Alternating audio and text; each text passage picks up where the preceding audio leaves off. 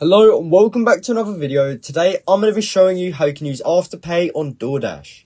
Now this is very simple and easy to do, so make sure you watch this tutorial right until the end so that you don't miss any steps. So the first thing you want to do is head over to the Afterpay website like I'm on here, and you just want to go up to the search bar at the top and just type in Doordash.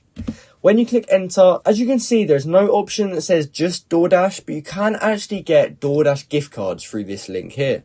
So what you will actually have to do to make this work is first buy your Doordash vouchers or gift cards through Afterpay. And then what you can do is use those gift cards on the Doordash app to actually pay for your food. So although Afterpay and Doordash are not directly integrated with each other, you can still get it done via this method. So what you would have to do is choose one of these gift cards, and it goes from $15 down to $200. And there's plenty of options here for what you want. So let's just say I wanted the $15 one. We would choose to buy this for myself. And then obviously I'm not logged in right now, but you would buy it like you would normally through Afterpay.